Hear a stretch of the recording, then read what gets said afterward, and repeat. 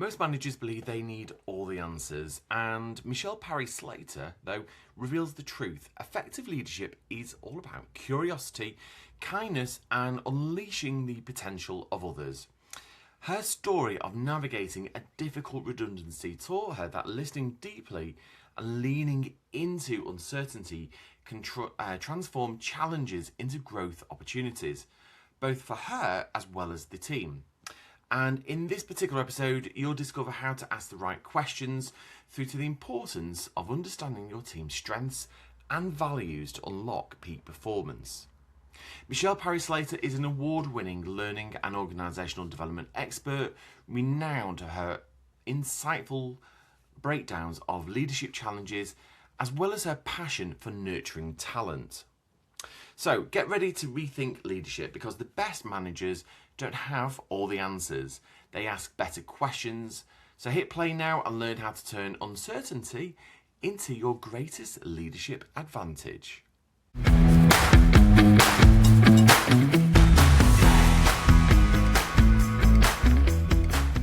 Welcome to Managing Potential, the podcast where we go behind the scenes with the world's most impactful leaders. And each week we sit down with seasoned managers to deconstruct their greatest breakthroughs, their toughest challenges, and the life lessons they've gathered along the way. So if you're looking to turn talent into performance, you're in the right place. Hi, I'm Daniel Taylor, coach and management and leadership developer, and this week I'm joined by the brilliant Michelle Parry-Slater, who is an award-winning learning and organisational development professional with more than 20 years' experience in the industry. And Michelle builds purposeful learning strategies and programs. She's also got her own podcast, Learning Uncut, and was named by HR Magazine as one of the most influential HR thinkers, and is the author of the Learning and Development Handbook. Michelle, welcome to the podcast. Oh, thanks for having me. It's so nice to be here. I've listened to your podcast and thought, it's just such an interesting set of questions. So I'm looking forward to this. Wonderful. I'm thrilled you're joining me today.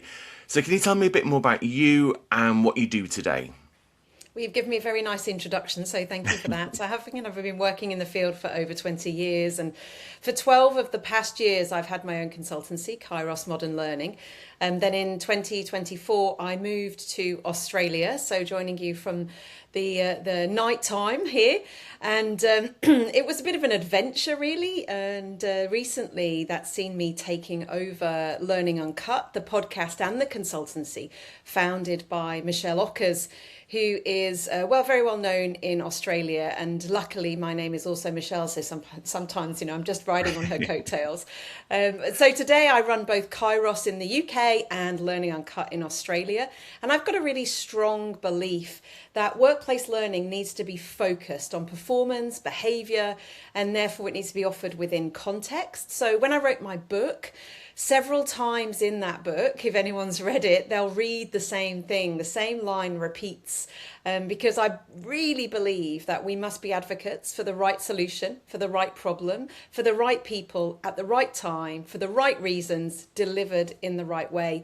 And whether we're doing learning and development, organisation development, or management, leadership, I think it stands to be the same. Absolutely. And what's it like running two consultancies on two sides of the world as a global consultancy? That must be a real challenge. It's a bit crazy. I do sort of bizarre hours. So, tonight I'll be going to bed by about 8:30 because I'm getting up for something in America, which is at 5 a.m. But I live on the Gold Coast, and the Gold Coast, basically, if anyone's ever been here, you're up at 5 a.m. and you're in bed by 9 because we chase the sun. We don't do daylight savings here. So we tend to get up when the sun's up and go to bed. So it's quite a natural thing, actually. It's quite a natural way of working, so it means that I can catch the UK at either end of the day as well. Sounds great. A great way to live your life and work with all these sort of interesting challenges right around the world. And with that in mind, what sort of manager were you when you look back on your time within management? You can't work in learning and development and not say that your greatest joy is developing people, and I genuinely mean that to be true. I think as a manager, one of my absolute pleasures, and I've done this a lot during my consultancy, is get a big project and bring together a diverse group of people to do excellent work together. I'm highly collaborative, and I just spark when I'm working with other people. I just find my energy increases, and where I can put pools of teams together to increase their energy, I particularly love to do it, especially with freelancers, because often we work on our own. We don't get to be part of a team, and so it's my absolute joy. So when I look back at the last 12 years with Kairos Modern Learning, the projects I've enjoyed the most is where I can pull in the great and the good, and we can really learn from each other. So as a manager, I guess I'm good at spotting talent and nurturing it and giving it spark.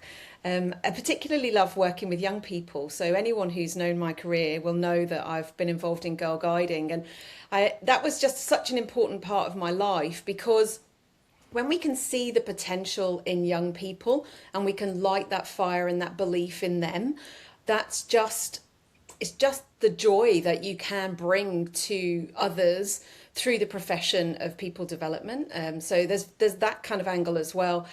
But I think overall, it's about listening. So as a manager, I listen first. I ask the question, how do you know, a lot? Because we want to take an evidence-based approach to all of the decision-making in my consultancy work. So I'm often asking that question, how do we know that to be true? Is that an assumption, or is that actually fact? And so we can only make the best decisions when we've got the best information. So gathering information in order to make good decisions. And if I ever can't decide when I'm leading others, when I'm leading myself, it's usually because I don't have enough information. So I'll go back out, gather more information, because I think the decision then becomes very natural. And when you're in that space where the decision is like, yeah, this feels right, as well as I know it to be true, because how do I know? I can answer that question. Then life's too short for regrets. You make your decision, you go. You lean in, you gather the feedback, you go again. So that's kind of my style, really, across all of my work, management and consultancy. So it's a great point there. So that's about, in terms of listening around the advocacy and really listening to the people that you work alongside and really championing those individuals. So I absolutely love that. Great way. And I think that's a great question or something for people to take away listening to today's podcast. It's about how do you know that? Where have you got your information from? And it's a great question for people to take away. Love it. With that in mind then, how did you develop, or how do you continue to develop talent that you see around you, of yourself and of those around you? I think there's always an assumption on my part that I don't know anything. Start with that. If I don't know anything, then asking good questions of others. And I've talked about that word spark, and I genuinely like that in all of its forms. So lighting fire in people, helping people find their own spark, their own joy. Mm-hmm. And that's really where the development potential really sits. Oftentimes you've not been exposed to things, so you don't know that you're good at it, or you don't know that you could be good at it. And there's a lot of self-limiting beliefs in people. There's also a lot of opportunity limits as well. How could somebody get involved in a profession, for example, if they don't know anyone in that profession? They've never heard of that thing. And of course, we're facing that at the moment because we don't know what the future of jobs are. I've got 3 young children. They're not young. They're young to me, but they're in their early 20s, late teens. We don't know what jobs they're going to be doing when they are my age.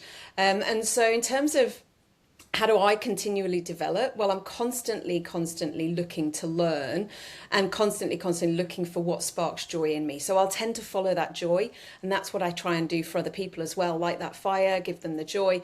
And a lot of that comes through coaching and feedback. So my question, how do you know? Sometimes you'll ask that and people are, I don't know. Like, you don't know what you don't know. You don't know what profession you want to do if you've never done it before. You don't know what you don't know. So it then goes into curiosity. So if you're being really curious all of the time and you're encouraging others to seek curiosity, then that's actually really helpful, and it's where feedback fits in, because you can see things in others that they can't necessarily see in yourself. And when I think back to my career, people who've seen things in me, that I could never have imagined. I mean, I would never have started Kairos Modern Learning if it wasn't for Catherine Marlowe, who was my director when I was a global head of learning. And she could see in me that I had the potential. I was sort of felt like I was standing on the edge of a cliff looking down. And she said, look up. Look up. So I said, well, I'll jump and I'll just see how fast I fall. And I'm fortunate to be 12 years later, still falling and still learning along the way. So when you can spend time with other people and genuinely ask for feedback, genuinely ask what do they see that you can't see in yourself. So I love helping people in my team to do that. I love people to help reflecting on activities that they've undertaken, tasks, roles, challenges, stretch things that they've undertaken on their own or sometimes as a group. And these are the sorts of ways that I love to notice my own potential and potential in others. I think that's it. It's a great way to do that, to focus on the joy and what gives you an absolute spark and drives you forward. And interestingly, recently I was speaking to somebody in the university sector, and he was telling me that he said, I'm training people up for jobs that just don't exist. And so how that sort of really got me sort of questioning about how do you even do that?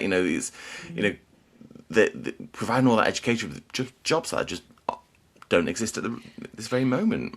I think a lot of it's self-awareness. So knowing what you are fulfilled by, understanding what your values are. So oftentimes I'll talk about strengths, skills and values. So if you know what your strengths are, you know what you're good at naturally, and you know what skills you've acquired and learned or could potentially learn, but you're also very grounded in what do you believe, what are your values? And if you can work in a job that sort of fulfills you in those three areas, it doesn't feel like work. It's just you in a space and being paid for it. So that's the kind of thing that I'd always try and bring out in people. It's what I talk to my own children about. What is it that fills you up? What is it that makes you feel happy? What is it that you get joy about? And that's why I say it's important for other people to see it in you, because sometimes you'll ask somebody something, about their job, and then maybe you'll ask them something about their hobby, and suddenly this light turns on, and they're talking about their hobby and they're talking about what they do outside of work. And you're like, this is the wrong job. You're in the wrong space because your joy sits somewhere else. Now, of course, some people pragmatically need to work in order to fulfill their hobby, and they couldn't necessarily do their hobby as a job. But imagine if everybody could. Imagine if everyone could live in their joy. That would just be a world that would be, amazing. I totally agree. Definitely play to your strengths and focus on what brings you joy, ideally, if it's possible, like you say. Not always possible, but absolutely. Within all of that, joy, Daniel? Oh, what brings me joy? I always say, in terms of my job, it's about helping people to be the best that they can be. And I think that's what I really focus on, because I don't want to try and push somebody too far, not far enough. It's about taking that person to where they absolutely want to be, and that they are happy and fulfilled and they're getting the best out of it. So I think that's within my day job, if you like. In terms of outside, I'm going to go Eurovision and music and travel. That is me, and that's what, my job pays for that. Never met anyone outside of David Hayden and my husband who love Eurovision. So now there's three of you. Absolutely. And I went to Eurovision this year, loved it, and it's now going to become an annual pilgrimage. See what's happened? Look at your face. Look how joyful you are. I'm not saying that you don't love your day job, but I'm thinking, can this guy do something with music? Because this is the point. Maybe that's where your future joy lies: doing learning and development, leadership development in the music industry. For Eurovision, oh my god! See, it works absolutely. Okay, what was your biggest learning experience as a manager? When I was thinking about this question, I was like, there's so many. And actually, then I thought, that's such a blessing. Isn't it a blessing when we're really aware of what we've learned, when we've reflected on it and we've truly learned from it? So my biggest learning experience was the first time that I needed to make somebody redundant.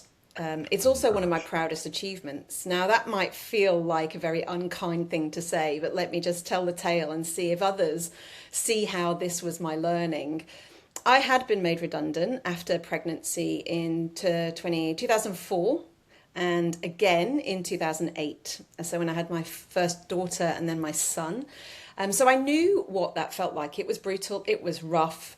It was not something that I necessarily wanted to put myself through again. And I certainly did not want to be managing a team where it had to happen. But unexpectedly, I found myself managing a team of about 35. It was, I don't know, 2011, 2012, something like that. I was covering somebody else's maternity leave. And there was someone in the team who had transferred to the UK office from the Hong Kong office. They sat in the corner. They had a team of 3 people. And in our first one-to-one, I noticed that they weren't really on the ball. I noticed that they weren't kind of up to speed on a lot of the jobs. And they kept sort of saying, you know, oh, ask the team, ask the team. And I thought, well, you're the manager, so you really ought to know what's going on. And I did speak to the team, and they were really effective. They were super productive. And I just checked in with them about their manager, and they said, oh, yeah, she just lets us get on with it. You know, she's largely absent, and we don't mind it, actually. We quite like the autonomy. You know, she never sort of beefs at them about anything. So there was just a few flags flying and alarm bells ringing. And I thought, this just doesn't feel right. It doesn't feel like somebody who's really connected to the work. Is it that she's relocated? Is it that she's feeling unhappy? And I had previously lived in Japan and then come back to England. So I could understand homesickness. I could understand that sort of thing. So I kind of brought her back in. I was like, nah, something's not right. You know, what's going on? And in that second conversation, I was just really curious. All I was just tell me about how it is moving from Hong Kong to England. Tell me about, you know, where you're living now. How different is it? We weren't really talking about work stuff. And the whole autonomy piece, you know, tell me more about that, because that wasn't really in the company culture at all. Which I think is a shame, because it's a great way to manage your team, to let them be autonomous. But it was all off. And because I remained curious, they suddenly confessed how over their head they were. And what actually happened was that in Hong Kong, the word manager is actually anybody who is not necessarily managing a team, but anyone who has responsibilities. And it's because customers want to always speak to the manager. They always want to speak to somebody with authority. And so a lot of people will have that title. So when that person moved to the UK with that title, of course, in the UK, manager means leader of people. Never led people before in her life. So came into a role, was very stressed from relocating and kind of landing in a job. And suddenly it was like, oh my goodness, now I'm managing a team. Didn't know how to speak out. Come from a reasonably collectivist mindset. You know, a lot of the Far Eastern countries, it's about the group, it's not about the individual. And that just wasn't understood when she moved over here. So it was quite a shock to hear that, you know, that transferee had never done that before and nobody realised. It was just a language difference, a cultural difference, really. Yeah. And at what point should they have piped up? At what point should they have said, excuse me, I've never led a team before? It was just an awful, terrible situation that, you know, nobody really could have predicted. But at the same time, we were in. So I went with being more curious and more kind. It wasn't her fault. It wasn't our fault. It was just a circumstance and a misunderstanding. And so I offered that, let's get you up to speed. Let's let you manage a team. What do you need? You know, and so we put a personal development plan in place, and we ran through that for about 3 months or so. In the end, she said, you know what? Actually, I don't want to manage the team. This is not for me. And we were looking in the wider scope then to downsize the team, and redundancies were being discussed. And so in the end, we did make her role redundant. The team were very autonomous. Why do you need a manager if they're doing the job anyway without her? I mean, and she was literally just sitting there terrified every day. She had 4,000 unread emails. 4,000 unread emails. She'd been sitting there for months and months and months, just literally paralysed with absolute fear. And the system failed. That was all. It wasn't the individual at all. But after going through this whole process with this person, I was really touched that they sent me a bunch of flowers. They sent me chocolates and a card to say, thank you for listening and thank you for allowing me to breathe. just sat in the corner and held their breath for months and months and months. So my biggest learning from that experience was lean in. If something isn't right, if something doesn't feel right, then that is recognition primed evidence. It's coming from somewhere. And what I feel like I was recognizing in her was because I'd relocated and moved back, and I'd had that going to work every day. I mean, I was really homesick 7 months into living in Japan. And my manager in Japan said, people pay a lot of money for I was teaching English, for your English lessons. I don't care whether you're homesick, suck it up, basically.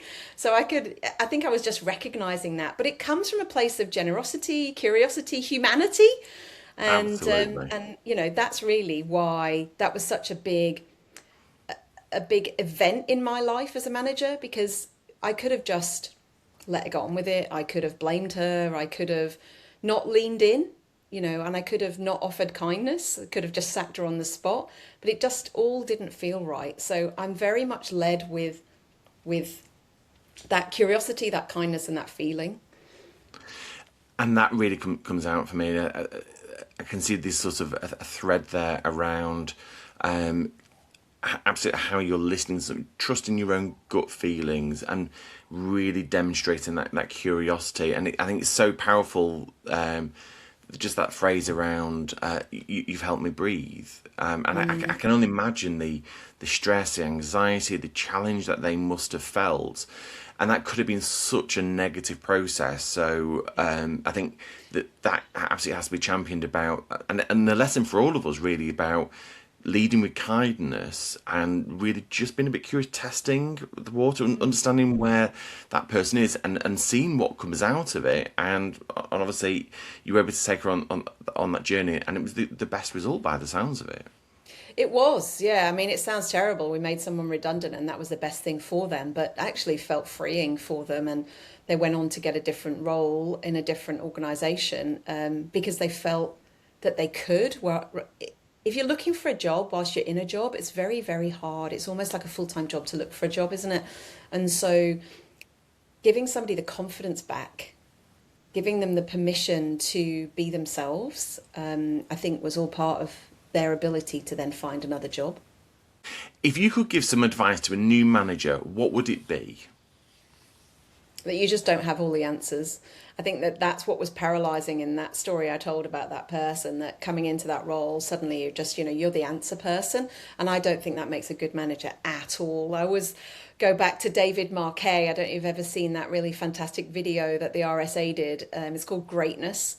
And it's wonderful. David was a leader in the American forces. I think it's the Navy. He was on a submarine, must have been in the Navy. Anyhow, he always, in this particular video, he talks about how he had been deployed to a submarine that he hadn't been prepared for. He had 2 weeks' notice to get deployed to this submarine. So he walked on board, and there's 135 people who know more than him. And of course, you shouldn't know more in the US Navy. You should be the person who's got all of the answers, and you can fire the nuclear submarine. So you need to be really confident in that. But his humility enabled him to say, okay, well, look, I don't have the answers. And they said, yeah, you shut up, we'll do our jobs. And so he really turned around thinking in those very hierarchical settings. And I met him some time ago. I had the opportunity to do a tiny bit of work alongside. And it just really reminded me that you never have all of the answers. So somebody who's coming new to management, you were never expected to have all of the answers. I think it's a myth of management. Your role is to unlock the answers in your team. If you've hired well, then you've created an inclusive, open, sort of trusting space for people to shine, to spark that joy. And, and if they haven't got some of the answers, then that's where the training comes in. That's where the people development is your opportunity. And so let people be free to be themselves and to shine, to do their best work. And together, collectively, the collective intelligence has the answers. And I think that that's something that we don't talk enough about when it comes to leading and managing, that there's just this expectation. Well, you're paid the big bucks, therefore you've got the answers. No, you're paid the big bucks to unleash the potential within everybody in your team. Absolutely, totally agree, and it does make me think about how some people can be gifted a team, and and the pressure of what that could be, particularly if it's not what you naturally want to do, and then and if you start to then try and put that pressure on yourself to go, I must have all the answers, and I'm gonna be there with instant answers on everything. And sometimes just like I say, coaching people, talking it through, unleashing it is an absolute superpower. And I think the best managers that I've had is ones that have encouraged and developed and supported and been a bit of the cheerleader in the background, 100%. going, you are a mate, keep going, do that, and bolstering up the team to achieve what you need to as the organisation. Yeah, I totally agree with that, and I think that's something people listening now can just reflect on. Is like, how do you unleash and how do you unlock the strengths that exist within your team? Yeah, it comes back to that word strengths, doesn't it? Recently Absolutely. had an experience with the City of Gold Coast, working in a team there. Because what I've often done during my consultancy practice is take what I call my coalface jobs. So I'll take a job in an organisation for a period of time, 3 months. This ended up being quite a long time actually, but it helps me be a better consultant because I can see what is it really like on the front line, so to speak. And strengths-based leadership is super strong in the particular team that I was working within. And it means that, we're recognizing people for what they bring. We're recognizing people, everyone's different. So you might have the same job title, but actually some people will do one thing one way and one thing another way. And there's a story when I was interviewed for that role, there was two people who were both in the same sort of position, and the leader chose one of them to join the interview panel to interview me, and the other one was like, oh, wow, picked, like I'm not the favorite, and got a little bit uppity about it. So of course, like, okay, help me to understand, why do you think I've picked person A over you? And they said, well, I don't know, they're really different than you. Exactly. We're the same. There we Then I go. want somebody to interview who's different. Oh, that makes total sense. That, of course. So you're just playing to strengths. And it was quite funny because when I joined the team and I met this person, they were like, "Yeah, I was going to hate you, but actually, I realised that they were just playing to my strengths." And so, if you can have a very open and honest conversation about that, and about strengths, and about skills, and about value, then it helps people to just unlock and understand why you need to make the decisions that you make. So, I'm really loving leaning into strengths. I first learned about it from Ian Pettigrew, who's written a book called Hope is a Strategy. And what a fantastic approach to life and work that he's got, because he really does lean into strengths and strengths-based coaching. 100%. So he's a really great person to follow, and recommend his book.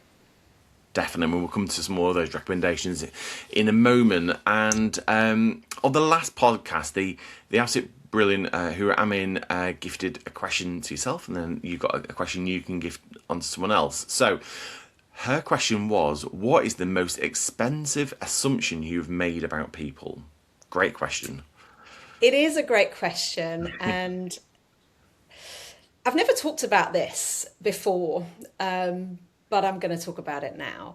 So I trusted somebody, and it turned out to be I'd misplaced that trust. And it was hugely expensive to me, actually. I've talked earlier about how one of my deepest joys in work is to bring people together. So I'd put together a team of 8, and we were working on a project which was so important to me, so utterly important to me. Particularly around, I won't talk about the industry or anything like that, but it was particularly around an industry which was very, very broken. And a lot of that breaking in the industry came from Brexit. It came from a consequence of lockdown, when we had COVID, and it was almost like a perfect storm of awfulness. So we were kind of breaking down each facet of the employee experience and rebuilding it. A lot of the work that I do is not solely learning focused, but more along the whole employee lifecycle experience. And this was a really important project. I felt very, very connected to it for a number of reasons. And why was it the most expensive assumption? Well, I had not done my due diligence particularly because I trusted this individual who I'd known, not well, but known in my village actually for some time. And so I kind of took my eye off the ball a bit. And Yeah. consequently, this person turned out to be not as trustworthy as I had perhaps first thought.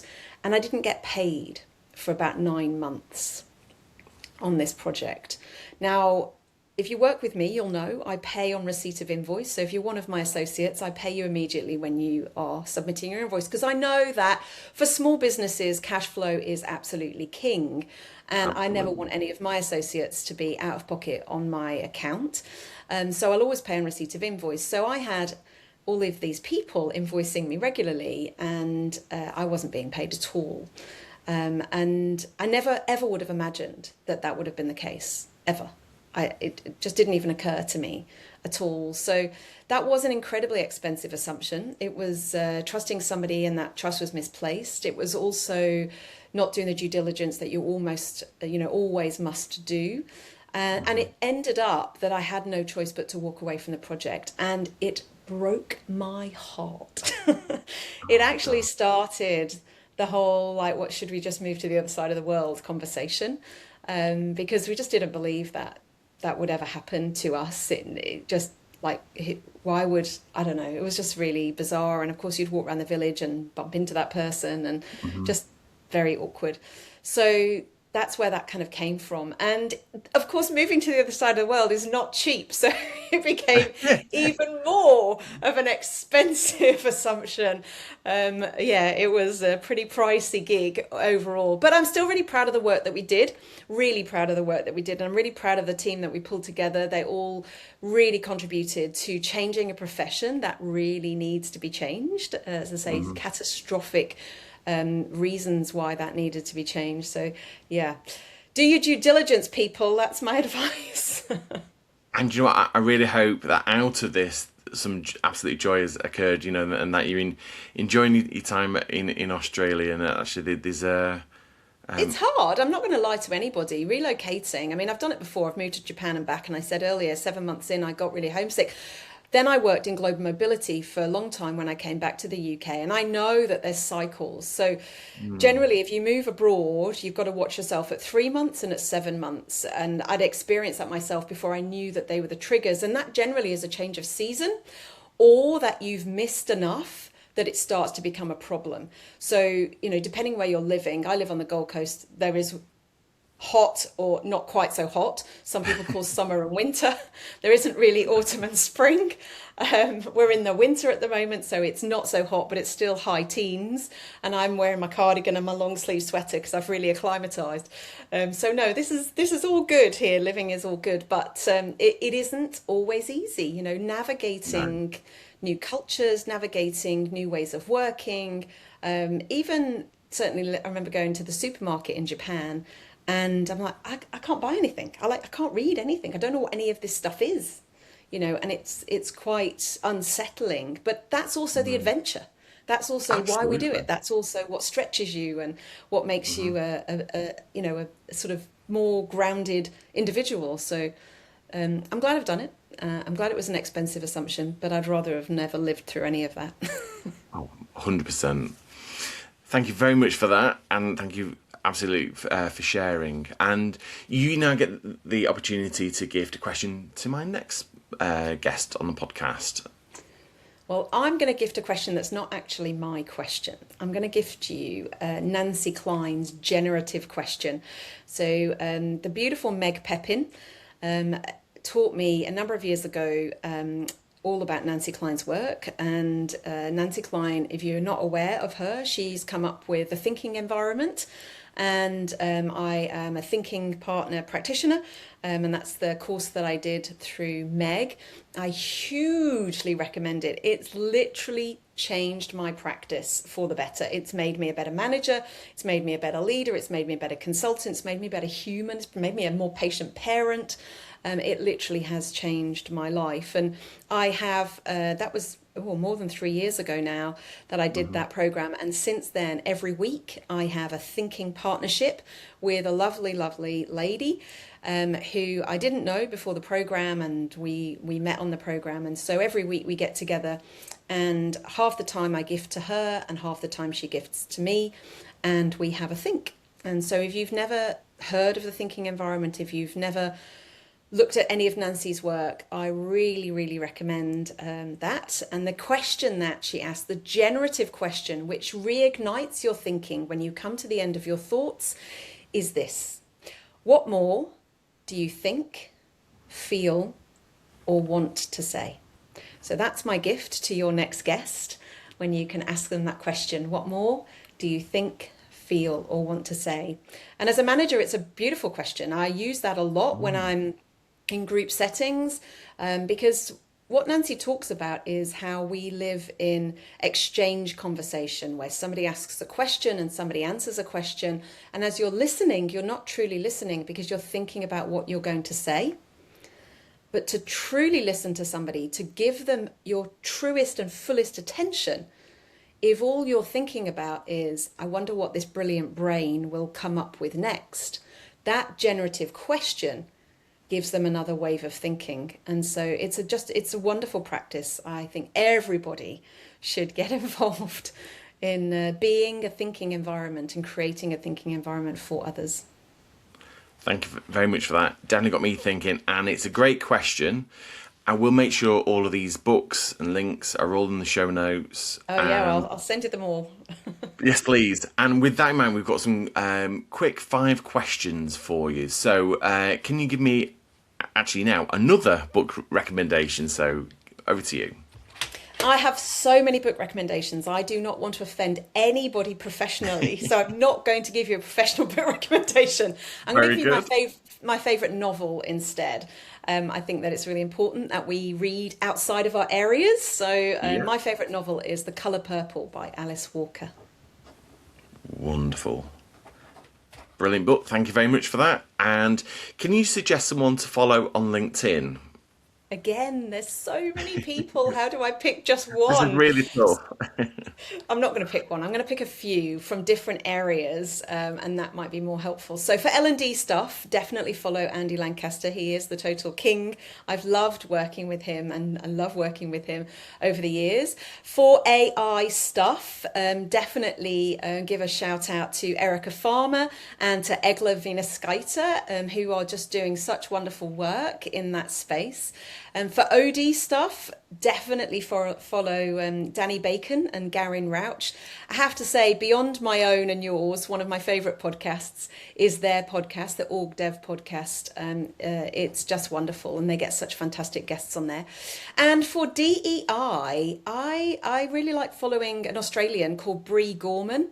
I really love the introduction to DEI in this space, in this country. It is a little bit different than in other places that I've lived. So Bree is a good one.